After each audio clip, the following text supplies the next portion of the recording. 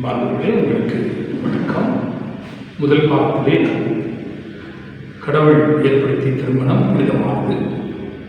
உங்களை ஆண்டவர் வைத்துள்ளார். அவரை ஆட்சிப்படுத்தவே உங்களுக்கு வாழ்க்கை வழங்கியுள்ளார். இப்போது திருமண பந்தத்துக்குள் இருக்கக்கூடிய தந்தை, தாய், பிள்ளைகள் அவர்களுடைய பங்கு என்ன என்பதை சற்று சிந்திப்போம். தந்தைத்தான் பிள்ளைக்கு அறிவுரை சொல்ல வேண்டும் என்று முந்தைய பாகத்திலே பார்த்தோம். ஆகவே தகப்பன் அறிவு மேலிட தன் பிள்ளைகளுக்கு புத்திமதி சொல்ல வேண்டும். அப்படி புத்திமதி சொல்வதற்கும் சில தகுதிகள் வேண்டும்.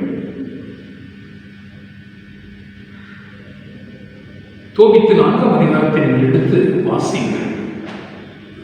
பெற்றோர் தன் பிள்ளைக்கு எவ்வளவு புத்திமதி சொல்ல முடியுமோ அவ்வளவுக்கு அதிகமான நன்மைத்தனம் நிறைந்த வார்த்தைகள் இருக்கிறது. தோபித்து தன்னுடைய மகன் தோபியாவை கூப்பிடுகிறார். தான் இறக்கப் போகிறோம் என்று தெரிந்தவராய் தன் பிள்ளைக்கு புத்திமதி சொல்கிறார்.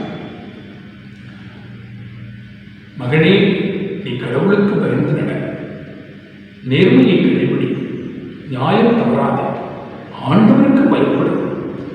உன்னுடைய எந்த சிறிய வேலையாகவும் தொழிலாகவும் இருந்தாலும் நீ நியாயமாகவே நடந்து கொள்ள வேண்டும். நீ தர்மம் செய், நிறைய இருந்தால் நிறைய செய், கொஞ்சம் இருந்தால் கொஞ்சம் செய். அப்புறம் உன்னோட உணவு நிறைய இருந்துச்சுன்னா அல்லது உன்னுடைய உணவிலேயே கொஞ்சத்தை கூட ஏழைக்கு கொடு. ஒரு தகப்பன் இதை படிக்க வேண்டும். அப்புறம் இந்த தாயை பற்றி தோபித்து தன் மகனிடம் சொல்கிறார். நான் சாக போகிறேன், உன்னுடைய தாயை நான் விட்டுவிட்டு போகிறேன்.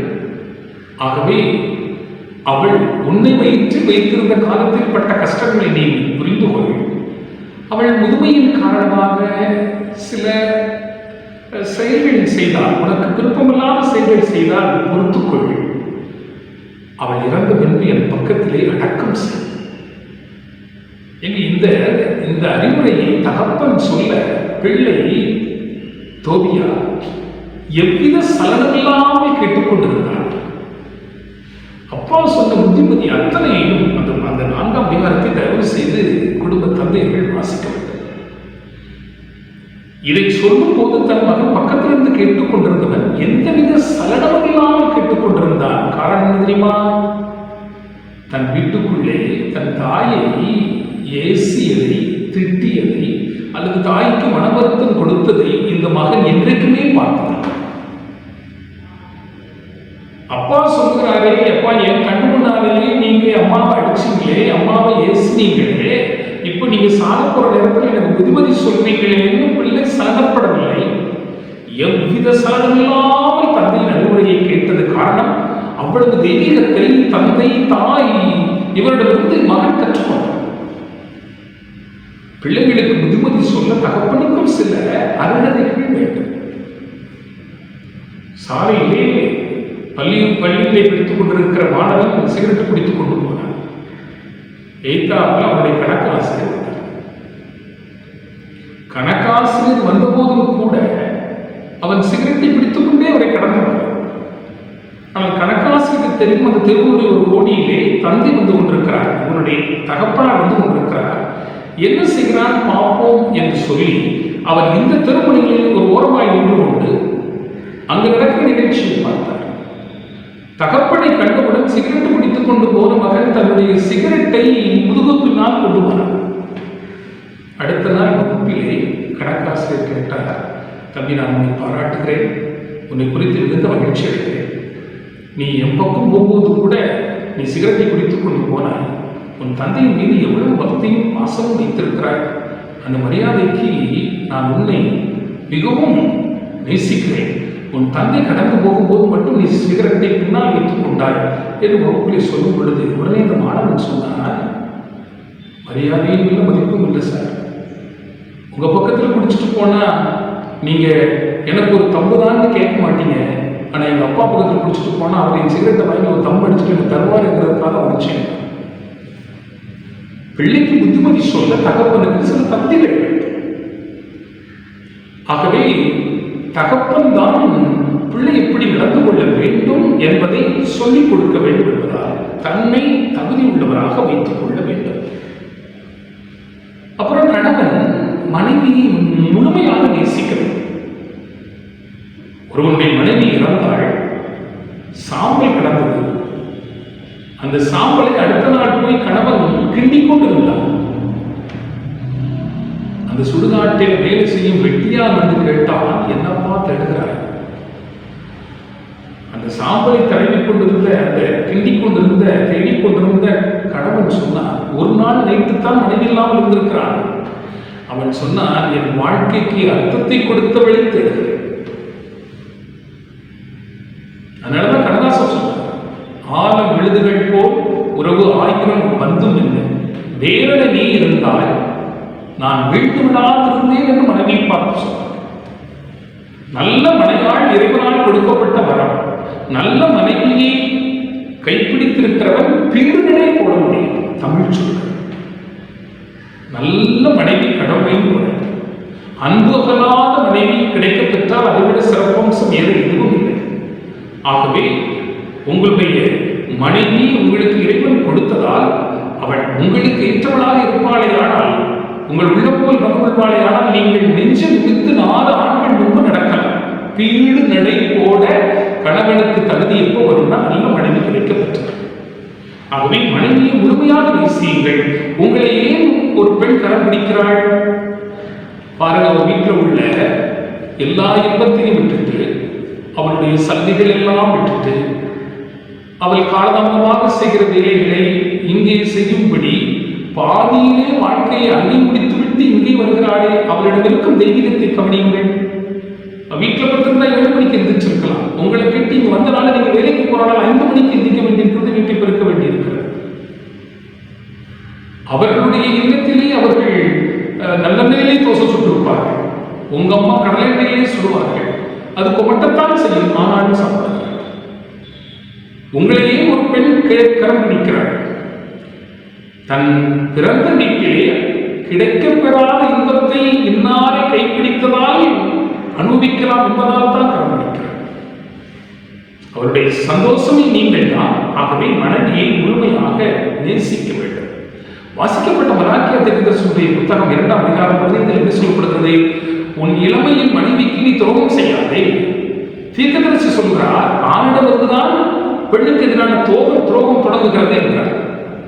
விதிவிலக்குகள் இருக்கலாம், ஆனால் தீர்க்கதரிசனம் சொல்லுகிறது, ஆண் வெளியே போவதற்கு வாய்ப்பு உண்டு, பல பெண்களை பார்ப்பதற்கு வாய்ப்பு கிடைக்கும். ஆகவே அதிலே நீங்கள் உங்கள் மனைவிக்கு துரோகம் செய்யாதீர்கள், ஏனெனில் ஆண்டவர் உங்களுக்கு சாட்சி. ஆகவே கணவன் முழுமையான மனைவியை அன்பு செய்தால் அதை போல தெய்வீகம் வேறு எதிலும் இருக்க முடியாது. மனைவியும் இல்லாளுக்குரிய பண்போடு இருக்க வேண்டும்.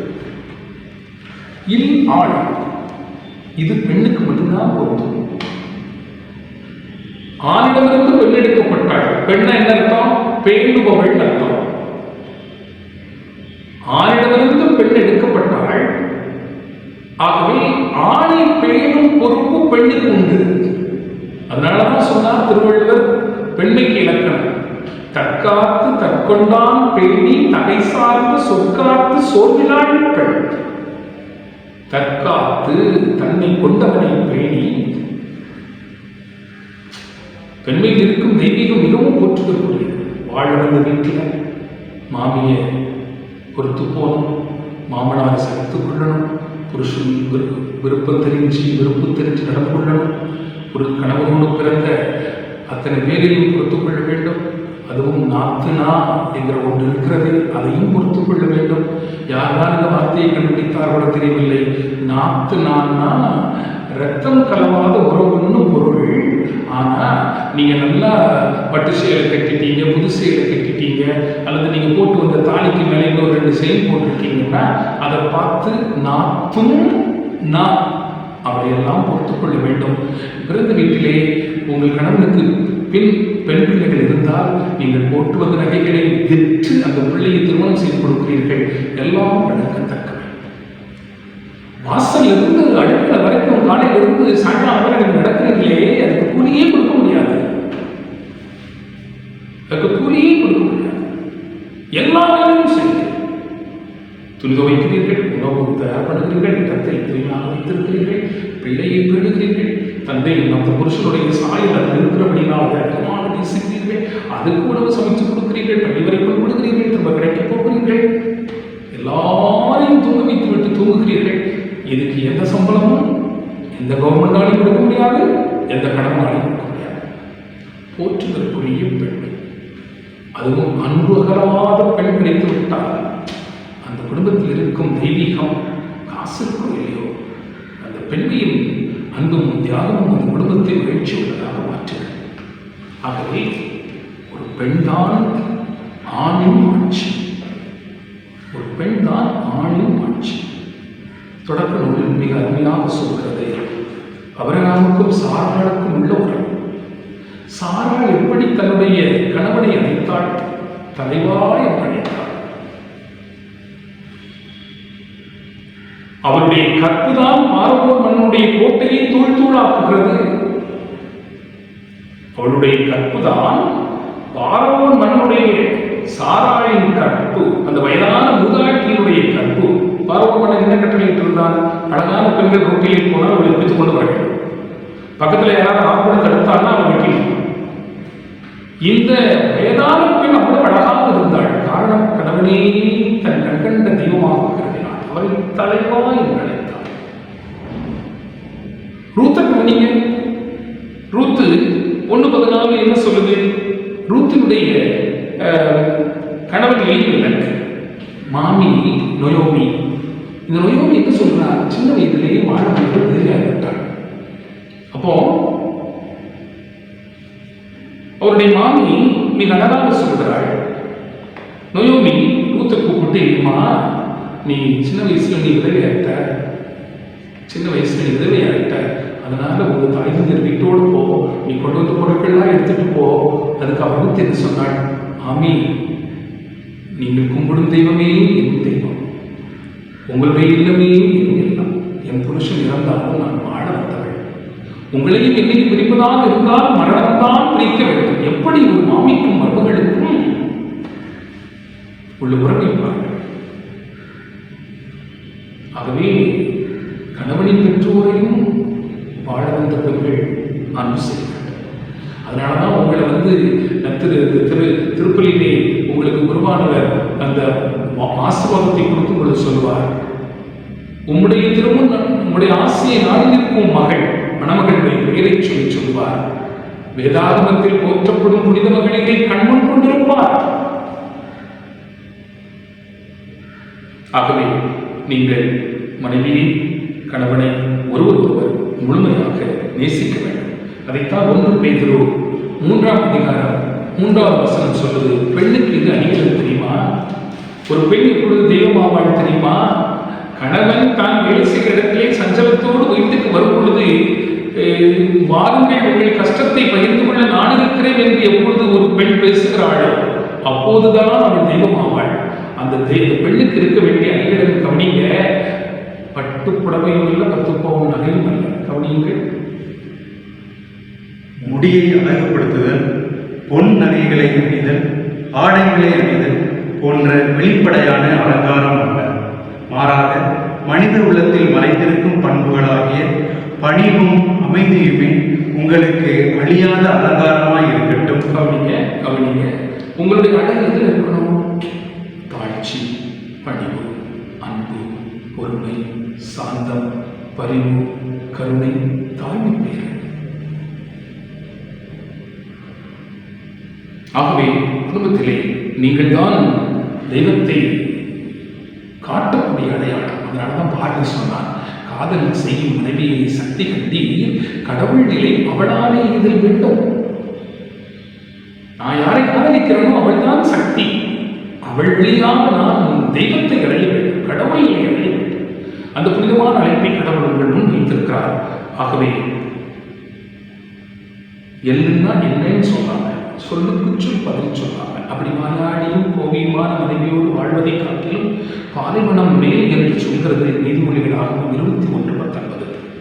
அப்புறம் வீட்டில் கூட்டு, குழம்பு, பதார்த்தம், சமையல் எல்லாம் பண்ணி வச்சுட்டு சண்டை போட்டு சாப்பிட்றதை விட பாலைவனம் மேல் என்று சொல்கிறது நீதிமொழிகளாகவும் 17:1. ஆகவே தியாகத்தால் குடும்பத்தை துன்பப்படுத்துவீர்களாக. அதனால குடும்பம் மாண்புற பிள்ளைகளும் கவனிக்கத்தக்கவை பல உண்டு. பிள்ளைகளும் தாய் தந்தையருக்கு கட்டுப்பட்டு நடக்க வேண்டும். எபேசியருக்கு எழுதப்பட்ட திருமுகம் 6ஆம் அதிகாரம் 2வது வசனம் நீங்கள் மனதில் வைத்துக் கொள்ளுங்கள். எபேசியருக்கு எழுதப்பட்ட திருமுகம் 6ஆம் அதிகாரம் 2வது வசனத்தை நான் வாசிக்கிறேன். உன் தாய் தந்தையையும் உன் தந்தையையும் தாயையும் மதித்து நட என்பதை வாக்குறுதியை உள்ளடக்கிய முதலாவது கட்டளை. இங்கு கவனிக்கிறேன். வரக்கூடிய நாட்களில் 10 கட்டளை பற்றி நாம் பேசவிருக்கிறோம். முதல் 3 கட்டளை கடவுளை பற்றியது. 7வது கட்டளையில் மீதமுள்ள கீழே உள்ள 4 to 10 வரை 7வது கட்டளையின் முதலாவது கட்டளை என்ன கட்டளை? உன் தாய் தந்தையரை மதித்து நட. அதான் எபேசியர்கள் திருமுகத்திலே பவுலடியார் சொல்கிறார், தாய் தந்தையரை மதித்து நட என்பது மேலான முதன்மையான ஆசீர்வாதத்தை கொண்ட கட்டளை. அப்படியானால் கடவுளாகிய சர்வேஸ்வரன் நாமே நம்மை தவிர வேற கடவுள் இல்லை, எவர் கடவுள் செய்யாத அப்படி சொல்லாத பிற தாரத்தை விரும்பாதன்னு சொல்லிட்டு இந்த 4வது கட்டளை 7வது கட்டளையிலே முதல் கட்டளை என்ன கொடுத்தது? பின்வரும் கட்டளைகளில் 7 முதல் என்ன குறிப்பிடுகிறது? 4வது கட்டளை யாத்திரை ஆகமத்திலே அது சொல்லப்பட்டிருக்கிறது. யாத்திரை ஆகமத்திலே மிக அழகாக, அதாவது விடுதலை பல நூலிலே அது சொல்லப்பட்டிருக்கிறது. கடவுள் உனக்கு ஆசீக உன் கடவுளாகிய ஆண்டவர் உனக்களிக்கும் நாட்டில் உன் வாழ்நாட்கள் நீடிக்கும்படி உன் தந்தையையும் உன் தாயையும் மதித்து நட. இதுதான் அந்த ஆசீர்வாதம். கடவுள் கருள போகும் நாட்டிலே நீ நீண்ட நாள் வாழ வேண்டும். ஏன் ஜிம்முக்கு போறீங்கோ? ஏன் நீங்க காம்ப்ளான் குடிக்கிறீங்கோ? I am a Complan boy, I am a Complan girl நீங்க ஏன் சொல்றீங்கோ? ஏன் நீங்க வாக்கிங் போறீங்கோ? ஏன் ஓடுறீங்கோ? உடம்ப கட்டுடலாக வச்சு நீண்ட நாள் நீங்க வாழறதுக்கு வேதம் என்ன சொல்லுது? வேதம் என்ன சொல்லுகிறது? நீங்க நீண்ட நாள் வாழ்னா ஜிம்மு தேவையில்லை, காம்ப்ளான் பாயா இருக்க வேண்டாம், காம்ப்ளான் கேர்ளா இருக்க வேண்டாம், ஓடிட்டாக வேண்டாம், நீங்க ஓடவும் வேண்டாம், ஆடவும் வேண்டாம். ஆண்டவர்களை கருட போகும் நாட்டில் நீண்ட நாள் வாழணும்னா உன் தாய் தந்தையரை மதித்து நட, அவர்களை சந்தித்து. எங்க பிள்ளைகள் தயவு செய்து 2 மறக்கக்கூடாது. ஒன்று, தாய் நமக்கு பால் ஊட்டும் போது பால் அளந்து தரல. நீங்க கேட்ட போதெல்லாம் அழுத போதெல்லாம் தாய் தந்தாள். பால் நமக்கு அளந்து தந்திருந்தா அதை மறக்கக்கூடாது. 2வது, தகப்பன் உங்களை தூக்கி சுமந்த இடங்களை நீங்கள் அளந்து பார்த்து விட்டீர்களா? கோயிலுக்கு, ஆஸ்பத்திரிக்கு, மார்க்கெட்டுக்கு, சொந்தக்காரங்க வீட்டுக்கு, பஸ் ஸ்டாண்டுக்கு தூக்கிட்டு போனாவே தோழில் தூக்கி வச்சிருந்து அந்த இடத்துல வளர்ந்துட்டோமா? மறத்தலாக 2 பேரை நம்ம மாற்றவும் முடியாது. தாய் வயிற்றை மாற்றவும் முடியாது. கூட பிறந்தவங்க எண்ணிக்கையை மாற்றவும் முடியாது. 4 பேர்னா 4 பேர் தான். இந்த தாய் வயிறு தான் அந்த தாய் வயிறு தான், மாற்றவே முடியாது. தாய் தந்தையரை மதித்து நடப்பதே பிள்ளைகள் செய்ய வேண்டிய மிகப்பெரிய பேர். சிறக்காக 3ஆம் அதிகாரம் நீங்கள் எடுத்து வாசித்து பாருங்கள். வீட்டிலே நீங்கள் தயவு செய்து இதை கேட்டுக்கொண்டிருக்கிறவர்கள் இன்றைக்கு நீங்கள் வீட்டிலே இதை எடுத்து நீங்கள் வாசிக்க வேண்டும். அது சொல்கிறது, தாய் தந்தையரை மதித்து நடக்க பிள்ளைகள் செய்த பாவங்கள் மன்னிக்கப்படும் என்று சொல்கிறது. அப்போ ஒவ்வொரு வருஷத்தை கூட அது சொல்லவில்லை. தாய் தந்தையை மதித்து நட, உன் பாவங்கள் சுரினை கண்ட மணிபோல் போ. எங்க கூடல் சம்பந்தத்தை கைப்பிடிச்சிட்டு வந்ததற்காக கூடல் சம்பந்தம் மறக்கக்கூடாது. உலகத்திலேயே உங்களுக்கு அழகான மனைவி கிடைக்கப்பட்டிருக்கிறார். ஆண்டவருக்கு நன்றி. உங்க ஒய்ஃப் தாங்க பியூட்டிஃபுல், இல்லை இல்லை, மாற்றுக்கருத்தே கிடையாது. உங்க ஒய்ஃப் ரொம்ப அழகாக இருக்கிறார்கள்.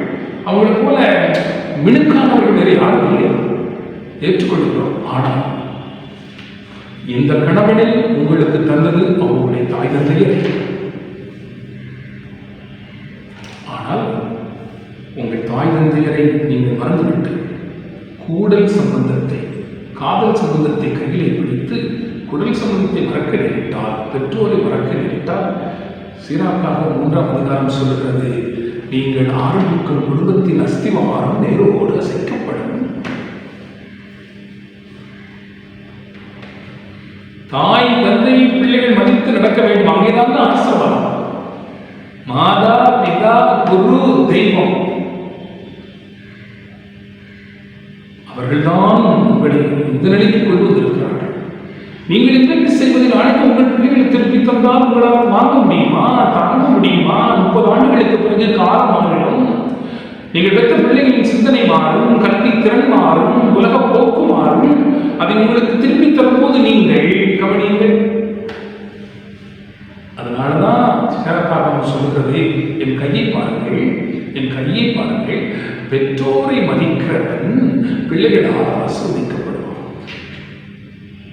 பெற்றோரை மதிக்கிறவன் பிள்ளைகளால் ஆசீர்வதிக்கப்படுவான். காரணம், உங்க பிள்ளை எங்க அப்பா தாத்தா பாட்டி பேசுறதை நான் பார்க்கவே இல்லை, அப்ப நானும் பேசக்கூடாது. பெற்றோருக்கு நன்றி இருக்க வேண்டும். நானாக இருந்தாலும் என் தெருவிலே எனக்கு எதிராக வரக்கூடிய தாயை நான் வணங்காது போனால் நான் குருவானவராக இருந்தாலும் நரகத்துக்கு போவேன் என்று தமிழ் சொல்கிறது. இப்ப நான் தெருவில் கடந்து போறேன், எங்க அப்பா எனக்கு எதிராக வராங்க, ஏத்தாமல் வர்றது நம்ம பிள்ளைதானே அப்படின்னு சொல்லி எங்க அப்பா என்னைக்கு வணக்கம் செலுத்தாம போனாங்கன்னா எங்க அப்பா நரகத்துக்கு போவாங்களா? தமிழ் எவ்வளவு ஆழமாக யோசித்திருக்கிறது. சரி, அதே தெருவில் எங்க அம்மா வராங்க, ஏத்தாமல் வர்றது எங்க அம்மா தானே நினைச்சு இறைவனுக்கு தொண்டாற்றும் அடியான் நான் குருவானவராய் இருந்தும் என் தாய்க்கு வணக்கம் செலுத்தாமல் போனால் நான் நரகத்துக்கு போவேனா?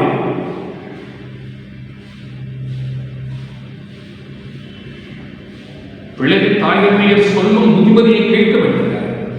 ஏன்னா உங்க மேல அக்கறை உடையவர்கள், வேற ஒருத்தர் உங்க மேல சொல்ல மாட்டான். அடுத்த வீட்டுக்காரன் சொன்னாலும் நீங்க ஏற்றுப்பட மாட்டீங்க. என் பிள்ளை நல்லா இருக்கணுங்கிறது தான் தாய் தந்தையருடைய நோக்கம். நீங்க அதை பிடிக்காவிட்டாலும் நீங்கள் எதிர்த்து பேசாதீர்கள், கேட்டுக்கொண்டே இருங்கள். ஏன்னா உங்க பிள்ளைக்கு புத்தி சொல்றதுக்கு அது ஒரு நாள் பயன்படும். உங்கள் பெற்றோரை மனநோக செய்தால் நீங்கள் ஆரம்பிக்கும் புதிய குடும்பமும் கூட பயனற்று போகும் என்று சொல்கிறார். ஆகவே பிள்ளைகள் பெற்றோருக்கு பணிந்திருப்பது தான் ஆசீர்வாதம்.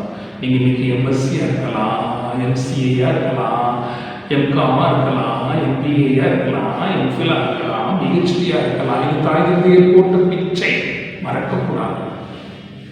தாமரத்தை கட்டி வாயை கட்டி அவர் நினைச்சிருந்தா ஆடம்பரமாய் வாழ வேண்டும் என்றால் சில வயதிலேயே உங்களை வேலைக்கு விட்டு ஒரு டெய்லர் கடையில் பட்டம் தைக்க போட்டிருந்தா அது கிடைச்ச ஒரு 500 ரூபாய் வைத்து அவர்கள் சந்தோஷமாக வந்திருக்க முடியும் ஒரு வாரத்தில்.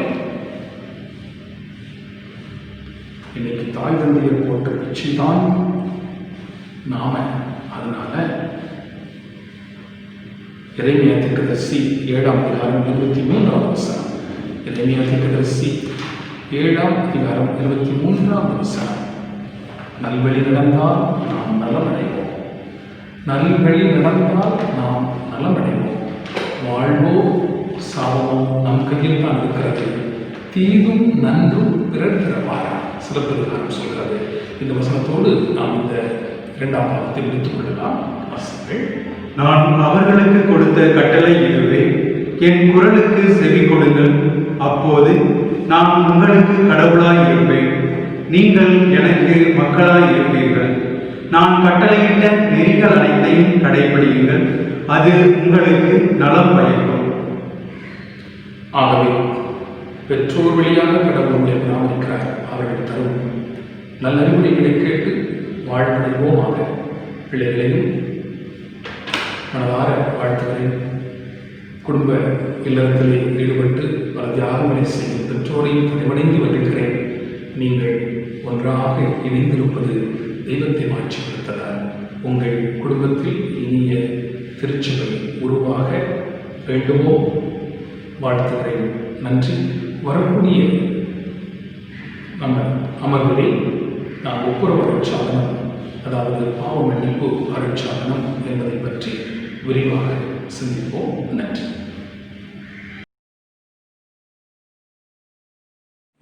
கேள்வி எண் 1. பெற்றோர்கள் மட்டில் பிள்ளைகளின் பொறுப்புகள், கடமைகள் என்ன? கேள்வி எண் 2. விவிலியத்தில் இடம்பெறும் முன்மாதிரியான குடும்பங்கள் யாவை? கேள்வி எண் 3. எப்பொழுது பிள்ளைகள் ஆசீர்வதிக்கப்படுவார்கள்? இனியவர்களே, இக்கருத்துரையிலிருந்து கேட்கப்பட்ட கேள்விகளுக்கு எமக்கு சரியான விடை எழுதி அனுப்ப வேண்டிய அஞ்சல் முகவரி: இயக்குனர், நற்செய்தி நடுவோம், பத்திநாதபுரம், தூத்துக்குடி 628008. மின்னஞ்சல் முகவரி: gnc@gmail.com.